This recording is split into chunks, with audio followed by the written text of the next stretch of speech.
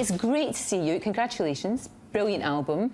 You must be happy. You must be thrilled. What's thrilling is it seems to be catching everybody else in the same way that it caught us. And lots of cool people queuing up to work with you. There's a lot of great people on it, yeah.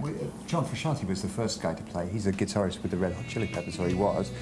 And we got an email from him out of the blue that he wanted to take part, and we were like, wow, really? He played on 4 songs, and that was kind of mind-opening for us, and we started thinking, well, who else could we have? And Nile Rodgers we'd worked with back in the day, and it was Mark Ronson's idea that we call Nile.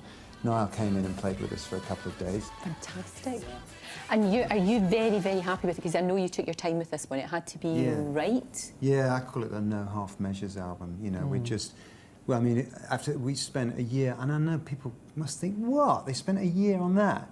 But, you know, it's like on the one hand, you're writing songs that have something to say, but you're also kind of redesigning the sound of the band at the same time, because obviously... Well, you just have to. You've got to refresh the sound. No, that's very true. I mean, that's what you did back in the day.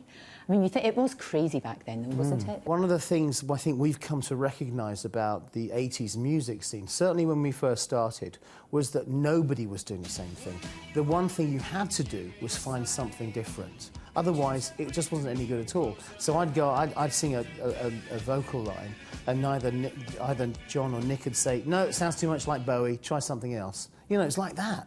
Whereas, in a funny sort of way, everybody's kind of heading for the middle ground at the moment. That's a really good and we've always wanted to find the edges. Do you think back then, not a thing I ever thought that I would ever say to men, but did you think back in the day that you were actually too beautiful to be taken seriously? We would talk about that all the time. We would say that's the reason. It's just too beautiful. You're holding this band back, buddy.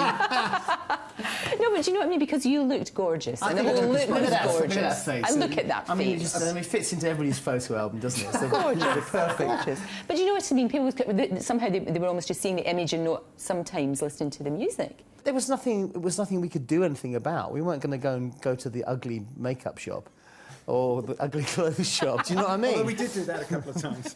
Yes, but it wasn't intentional, John. I can tell you. I think it was your idea as well. John went through an ugly hat phase. Oh, yes. And I'm still in it. I remember the hats. They were brave, those hats. Well, you've got to take chances. You do. And what about touring? I mean, you're going to be touring? Is that something that you might be doing? We're really looking forward to putting the Paper Gods tour together and integrating these new songs into...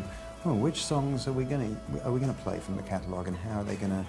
That must be really hard, actually, to choose. It is really good fun, as well as being hard work choosing the sets. It's something that we all really relish, actually. John is the one who actually writes it down. Yes. Everybody always goes back to the fact that you were Princess Diana's favourite band. I think that's rather lovely to have that. You know, sometimes people are a bit sniffy about that, but actually, I think that's great. But you know how it is. People always want to find something to have a dig at you with. We always thought it was great, and we were always proud that our name was the one that came out of her mouth and not somebody else's. We played the concert for Diana, and we met Harry and Wills before the show, and they said to us, oh my God, you know, we always remember being with Mom in the car and her playing Wild Boys. And that was just 2 kids that had lost their mom, kind of young. And for them it was a memory, and I'm very happy to be a part of that. We make music and we'd spend all this time putting it together. And then you stick it out there. And you kind of give it to people, and it becomes theirs. And if you're lucky enough for it to sort of stick to the wall, then and it's stay there for a little bit, that's even better. No, it's absolutely. That's brilliant. Thank you so much. That's fantastic.